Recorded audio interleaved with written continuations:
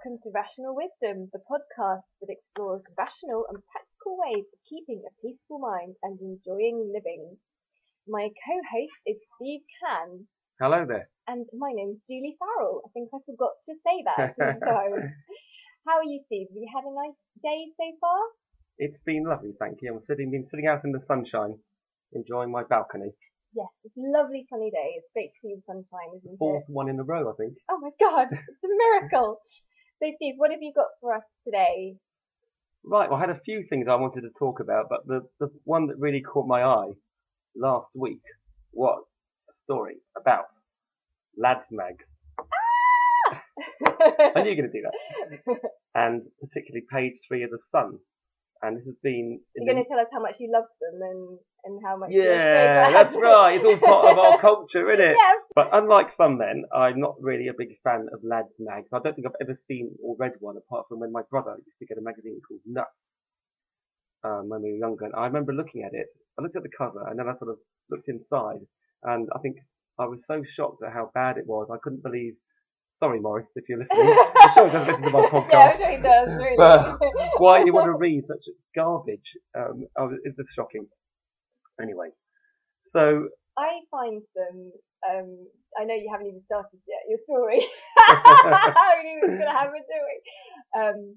If I were a man, then I think I would find them very patronising because I know quite a lot of men who do seem to have other things to talk about than dress and cars and football and beer. Yeah. It seems to be that the 4 categories of that all men seem to want to talk about according to these magazines. Yeah. And yeah, you're absolutely right. And but it looks like someone wants to do something about this at long last. Some gender equality groups in the UK have joined forces with 11 lawyers to launch the Lose the Lads Mags campaign.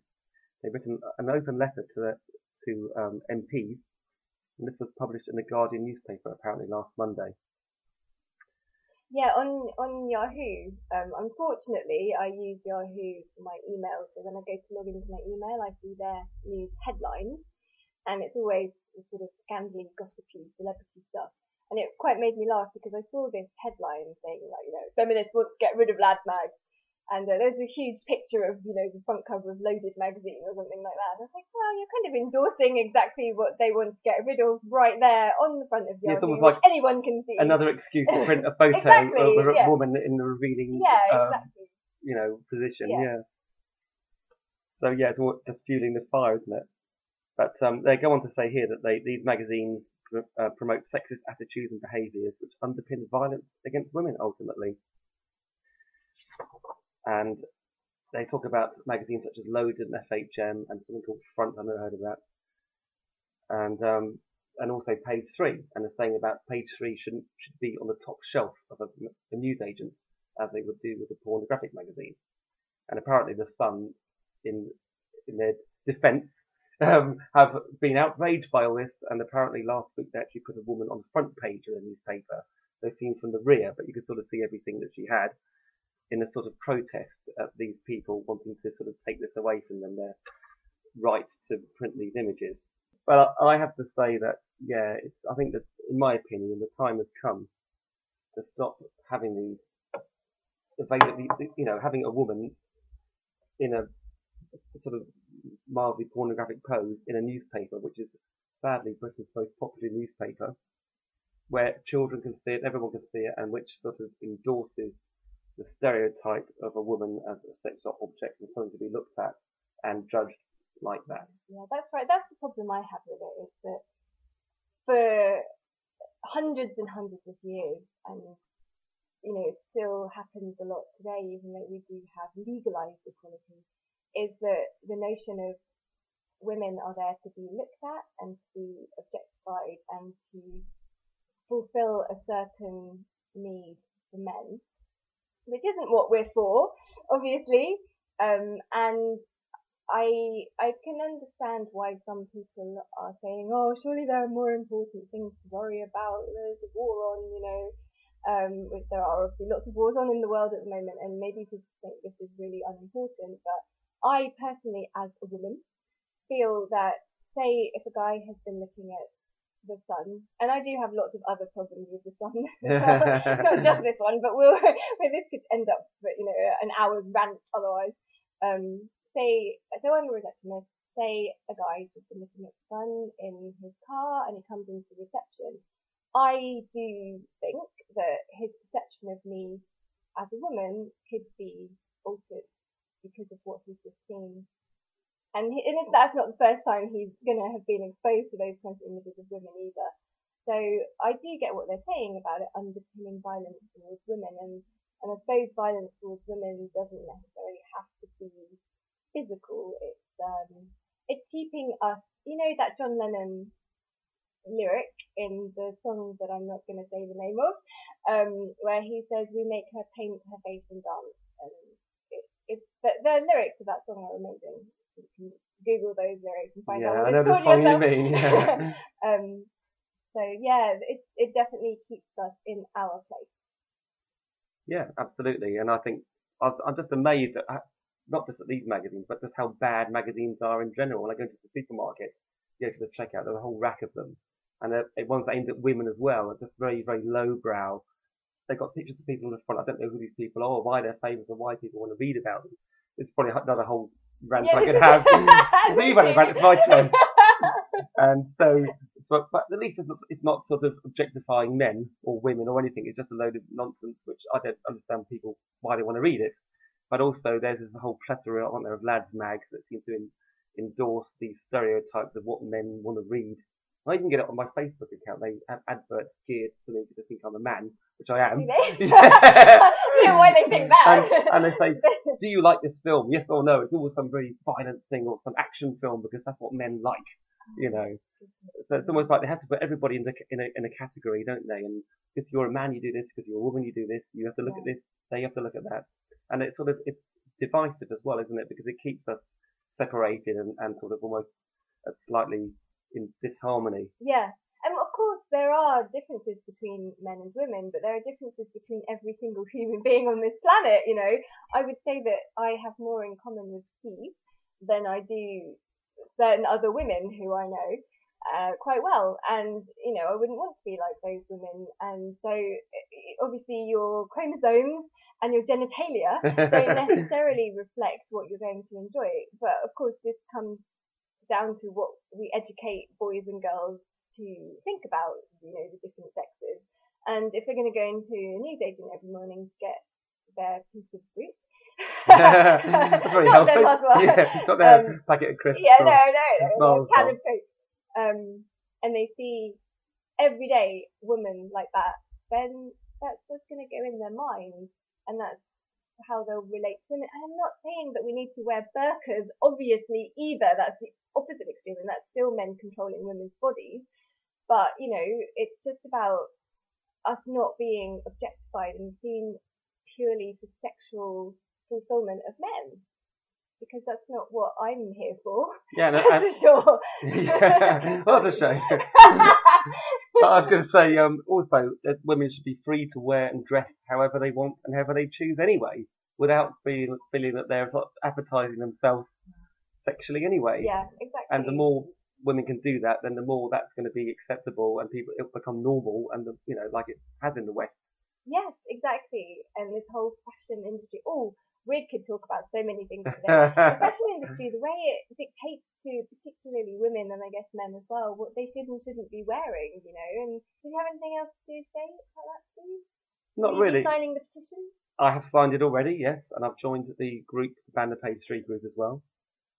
So let's wait and see what happens with this. Hopefully there'll be some good news and the law will get changed. Yeah. It's just about the pendulum swinging, isn't it, one way? And maybe people are thinking, oh, this is such an overreaction. And there'll probably be a backlash of some sort with, as you say, what happened on the front cover of the Sun. And then eventually the pendulum will settle in the middle.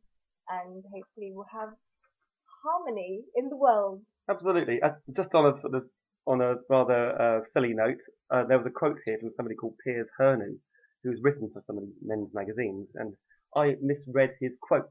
I thought he said, "No right-handed individual will consider the content of these magazines pornographic," but he said no right-minded individual. Mm. And I'm just thinking, that's just the way my mind works. Yeah. I don't know. I can't relate to that at all, Steve. I have no idea what you're talking about. Sorry, on that rather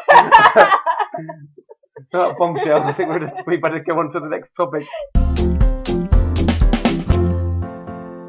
Today I am going to be talking about the inner dialogue, the little voice in your head that's possibly currently saying, "What's she talking about? I don't have a little voice in my head." In this week's New Scientist, they had on the front cover, it's a cover story, so it's really exciting for me as a meditator that the New Scientists, as I said last time, are becoming so interested in meditation and the inner dialogue and this kind of thing. And it's great, because people say, "Oh, I'm so glad that Western science is finally catching up with Eastern philosophy." I think I said that in the last podcast. You did. And I went away and had a think about this. And I was like, no, actually, Steve, Western science isn't catching up with Eastern philosophy. You see, what happened is a scientist, or a human being, as we could call them, because they're just people, has decided to take a hypothesis of something that an Eastern philosopher has been claiming as truth for a long time, and decided to do proper tests and a study on it. And they've done, all the controlled tests, and now they've come up with some results which show evidence to prove that the thing that the Eastern philosopher was saying is true. So that's what's happening here. It's not that they're catching up, they're just actually doing experiments to find out the truth, and probably they'll find out quite a lot of things that aren't true as well. Yeah, I think so. In a way, it's going to endorse it even more that it works, because it'll be scientifically proven. Yes, exactly. That it works. Exactly. Anyway, so with this cover story that is called Life in the Chatterbox, and it's all about the inner speech that all of us, or most of us, do have in our minds, and how that shapes our thoughts and decisions, which is something that I find really interesting. When I first started meditating, I didn't even know that I had a little voice in my head until I first started meditating. I just thought that was me. And practicing meditation for the last 5 years or so has actually enabled me to stand back a bit from my thoughts and to get a bit of space there and to question them and to not just take them as the truth and to not take them so seriously. So I'm really interested in this. And a part of this article that really grabbed my attention was the bit where they talked about a Russian psychologist. So I'm just smiling because I've just realised I've got to try and pronounce this psychologist's name. So it's Vygotsky, and that wasn't too bad, whose career unfolded, according to the New Scientist, in the early days of the Soviet Union. So unfortunately, a lot of his studies were suppressed at that point. But he hypothesized that our private speech, our inner dialogue, so this is a quote from the New Scientist, developed out of social dialogue with parents and caregivers. Over time, these private mutterings become further internalized to form inner speech. And I thought that was really interesting. So I had a look at my own, I read the rest of the article, and then I had a look at my own inner dialogue, and it does actually seem to unfold as a bit of a conversation between me and someone else. It's like an argument. argument. Also in my head, yeah. You can remember you wrote something a while back when you said about there's this girl who's always arguing with you and criticising you and telling you you're wrong. Yeah. And then you reveal at the end of it this is your inner dialogue. And I said, I'd like to meet this girl and give her a piece of my mind. But actually it's me, but it's inside my head. Yeah. And I started talking to the inside of your head. Yeah. And having a go at this girl, isn't I? And I noticed that I do use the pronoun we. Like the royal we. The royal we, but it's not.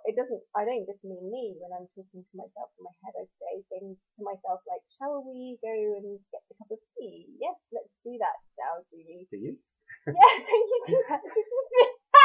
Oh my god! And I realised that as I read this article, I realised that this guy saying our inner dialogue probably comes from speaking with our parents and caregivers, so it comes from the external conversations that we have.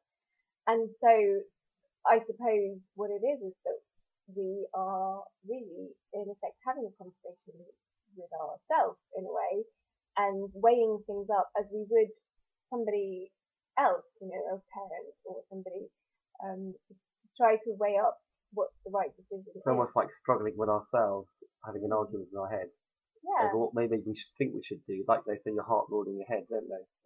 And what we ought to do, what we should do, maybe. Well, it seems like it's quite an everyday thing, actually. Have a look at your inner dialogue later and see if it's true for you too. And I noticed that I speak to myself using my name as well. I say, "Oh, Julie, why did you do that?" to myself in my head. And it's really interesting to think that all this chattering is going on all the time and probably affecting my self-perception, my perception of myself, and perhaps eroding sometimes my confidence. Because often it's quite sort of critical stuff, unhelpful things that we say to ourselves, isn't it? More than anyone else, other people wouldn't talk to us the way we talk to ourselves, amazing. would they? It is amazing.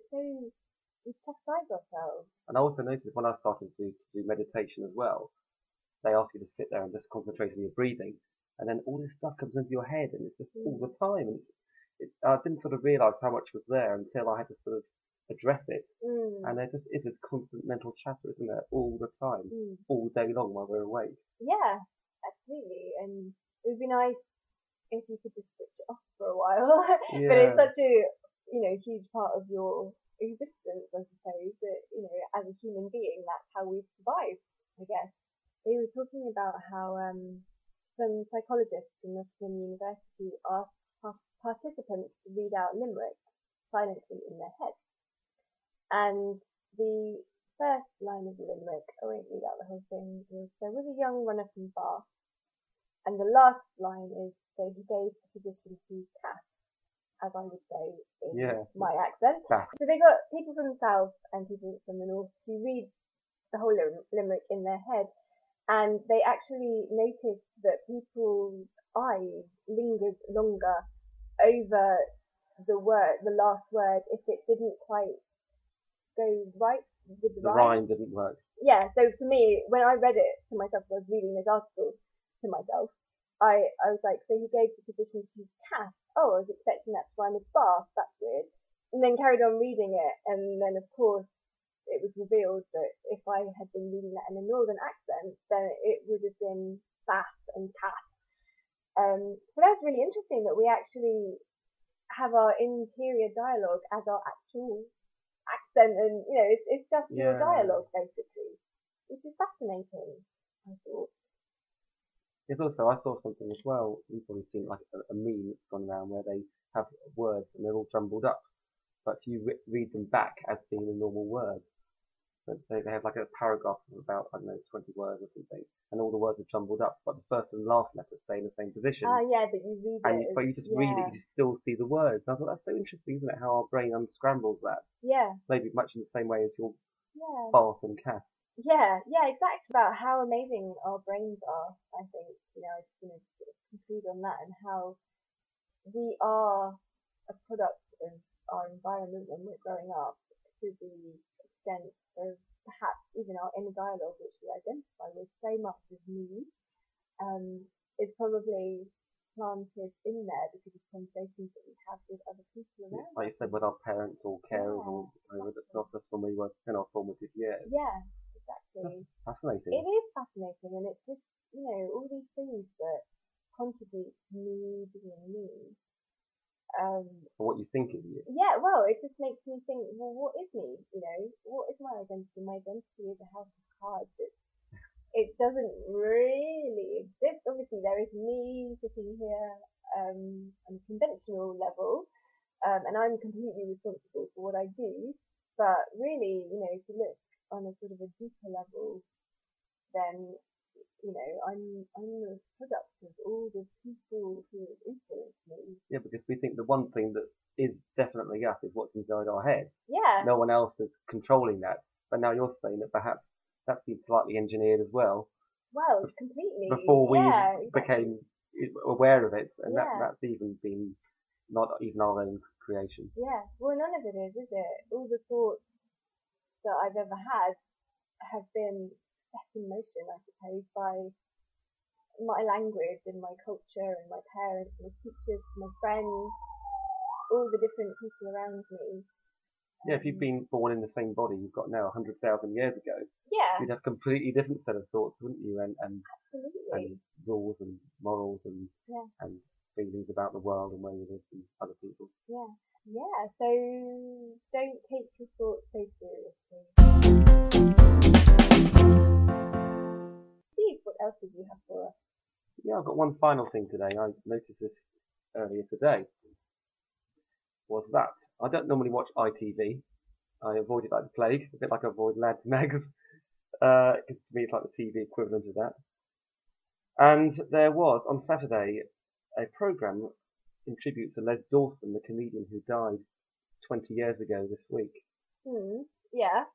And apparently, just before he died, he'd put together a new show which was going to be performed in front of a crowd of celebrities, to use that expression loosely, which ITV did do in those days. They used to get minor celebrities on the stage and they'd perform their act and they'd get questions and answers from the crowd, and ITV would broadcast this on a Saturday night. And Les Dawson had prepared all this, and then 2 weeks later he died. And I'm not sure how, no one's explained how they actually did this, but they got a holographic image of him on a stage performing this show on Saturday night in front of a live audience. And I had a look at this earlier on iPlayer, and it is amazingly good. It just looks like he's there, and his wife and his daughter are there, and they're very emotional. You see his daughter was in tears, and because she was 8 months old when he died, she never really met him, even though apparently she had a cardboard cutout of him in her bedroom when she was a child, so she knew who her dad was. So I thought that was quite sweet. I have to say, some of his humour hasn't dated very well. He still makes jokes about, we'll talk about him if he's alive, but he was still making jokes about his mother-in-law and about his wife and stuff like that. But that was what he did. He was from that age, wasn't he? But I was just wondering, where will all this lead then? If you can have a holographic image of a dead person performing a show, and it's quite convincing, could you do that? Could you resurrect other people? I mean, characters in history have been resurrected, but not quite in the same way as this. I'm not sure where they got the images from, but whether, like I say, it was from a rehearsal tape or something, or whether they took his voice and they created his body as a holographic image and put the words into his mouth. But yeah, the actual show was never broadcast. It was never recorded. It was just left. That idea was abandoned, and then somehow they didn't say how they managed to sort of using their technology get him to stand up at this ghost-like image performing his routine of new stuff, in inverted commas.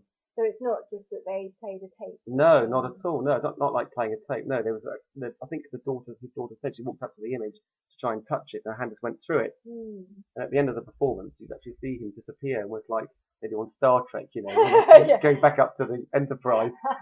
And it's all against like a dark background. And at one point, he sat at a piano and started playing. Like I think he did the piano on David Bowie's Aladdin Sane. Yeah, I think he did. A few years ago. But I don't know. It just intrigued me, and I wasn't sure. I wasn't sure of my favourite. Is it a good thing? Is it a bad thing? Is it a bit weird? Is it nice to do a tribute to someone who's so loved by so many people? Or is it? We're going to see more of this. We're going to see John Lennon performing his concert. I don't know. I just found it very intriguing, and I've not really found much on the internet in response to this. I thought there might be maybe some Daily Mail readers. Yeah, they always get indignant. Yeah, they might get indignant about it. This is scandalous. Exactly, yeah. But I've not found any sort of feedback on this yet. Maybe I should have another look later. But yeah, it made me think about film stars. Like they talked about Oliver Reed when he did Gladiator. He died halfway through the film. And then that was a long time ago, maybe 20 years ago probably as well. And they somehow digitally recreated him, didn't they? And somebody mimicked his voice so he could finish certain scenes. Yeah, they did that with Brandon Lee as well. That's right, The Crow, exactly, yeah. So yeah, something that maybe we may be seeing more of. It's interesting to think where TV or film is going to go in the future, because we have 3D TV apparently now. I don't myself, but they're saying now you can have it without having to put glasses on. Oh, I see. I haven't experienced it myself because I don't watch much TV. But yeah, I guess it's going to be interesting. With these Google glasses as well. Yeah. That you wear them and and it's like having your iPhone, all the sort of readouts from your iPhone right in front of your eye. I'll be like the Terminator when he Yeah. lands on Earth. Well, that's it. They call it a head-up display. The Google Glass sort of information. I think they're being released this year. Call it like a head-up display that a pilot would have. I see. So they see, yeah, exactly like Terminator, like you say.